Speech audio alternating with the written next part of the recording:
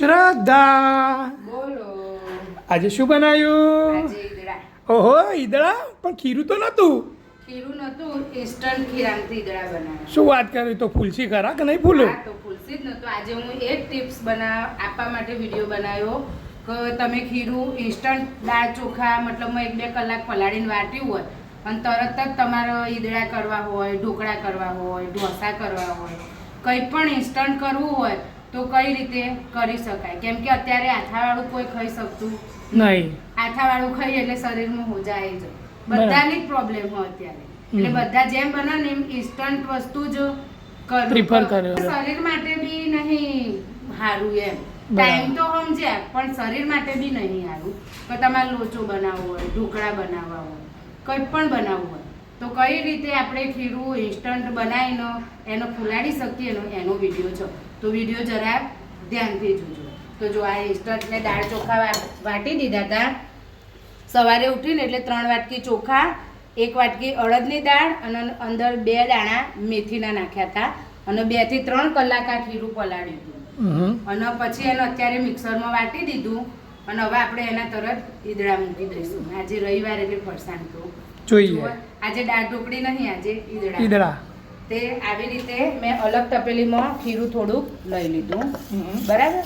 હવે આમાં છે ને થોડુંક તેલ રેડવાનું, વધારે નહીં, બસ આટલું જ તેલ રેડવાનું, અડધી ચમચી જેટલું. અને એના અંદર આ ઈનો, હું રેગ્યુલર ઈનો નહીં વાપરતી, લેમન ઈનો વાપરું. કંઈ પણ હોય, ઢોકળા હોય, ઈદડા હોય, કંઈ બી હોય ને તો હું લેમન ઈનો જ વાપરું છું. એનાથી બહુ મસ્ત ટેસ્ટ આવે લોચામાં, બધામાં. બરાબર. એટલે આયરું આ શું કહેવાય, ફોમિંગ એજન્ટ તરીકે કામ કરશે એમ ને? એટલે આનાથી ઈદડા ફૂલસી. આનાથી ફૂલસી. પણ તેલ કેમ નાખ્યું તો? તેલ કેવું કે આપણા ઈનો નાખીએ ને તો તમે જો પાણી નાખો કે ડાયરેક્ટ ઈનો નાખો ને તો તરત ઉભરો આવે અને બેસી જાય. તમને હલાવતા તો ઉભરો બેસી જાય. બરાબર. પછી તમે બાફશો ને તો એક જગ્યાએ એકદમ કાઠા થઈ જાય, એક જગ્યાએ ફૂલી જાય અને પેલા ખાડા વાળા ને એવા થઈ જાય, અમુક જગ્યાએ કઠણ થઈ જાય, એવો બધો પ્રોબ્લેમ આવતો હોય.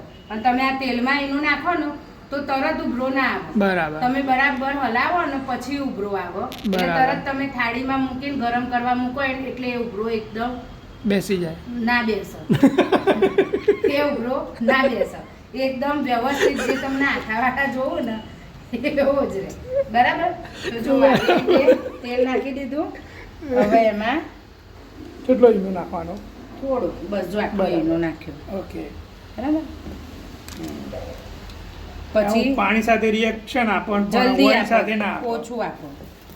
ઓછું આપો. એનો ઓઇલ સાથે રિએક્ટ થતો વાર લાગે. જો આ ફૂલવા માંડ્યું ને પણ આ જલ્દી બેહી નહીં જાય કેમ કે આપણે તેલમાં એનું નાખ્યું. બરાબર. અને પાણીમાં હોય તો તમને આટલું હલાવતા બેહી જ જાય. જો આ બરાબર મિક્સ થઈ ગયું.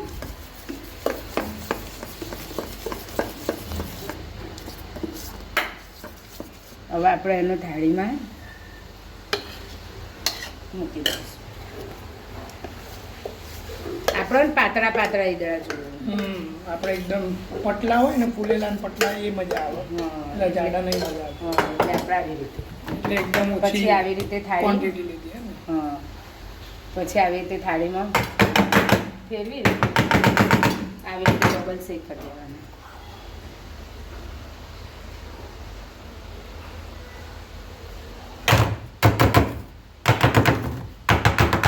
પછી ઉપર મરી પાવડર. સરસ.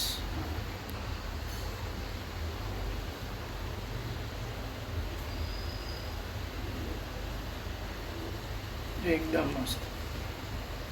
હવે આપણે એનો બાફવા મૂકી દઈશું. બાફવામાં ઓલરેડી તે પહેલાથી ગરમ કરેલું હતું. હા, પાણી ગરમ કરવા મૂકી જ દેવાનું. કેમ કે પછી એટલું બધું બી ના રહી શકો કે પાણી ગરમ થાય ત્યાં સુધી તમે વેઇટ કરી શકો એમ. બરાબર. પછી આ તો બેહી જ જાય.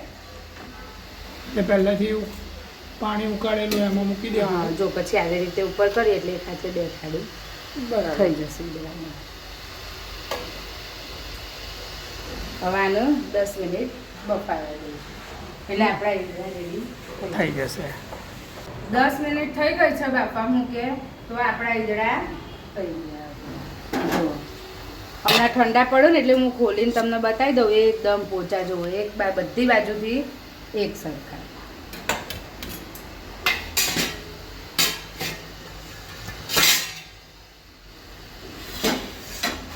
જો હે ને એકદમ મસ્ત મસ્ત સુગંધ આવે હો. ઈદરા ચડ્યું ને આમ બી આપણે કોઈ બી વસ્તુ બનાવીએ ને સારી બની હોય ને એટલે ચડે ને એટલે એની સ્મેલ જ કોપર સાચી વાત. બીજી આ ડીશ મૂકી દીધી એમ. હા હવે આને થોડાક ઠંડા પડે ને પછી એને કટ કરવાના. આવા કટ નહીં, ગરમ ના ગરમ કટ નહીં કરવાના. બરાબર. થોડાક 5-7 મિનિટ ઠંડુ થાય ને પછી કટિંગ કરવાનું એટલે પ્રોપર કટિંગ થાય. સાચી વાત નકા પછી વચ્ચે એવું કહેવાય ઉખડી જાય, હા, સાથે સાથે ચોટી નહીં જાય. મજા આવતી. હમ. તો આપણે જ્યાં ઠંડા થઈ ગયા હવે આપણે એનું કટિંગ કરીશું. હમ. અરે વાહ. જો આ ઠંડા થયા હોય ને એટલે કટિંગ પ્રોપર થાય.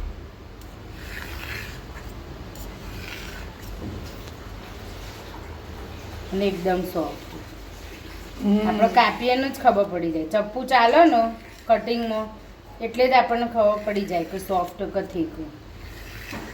એકદમ પતલા મસ્ત. આહા.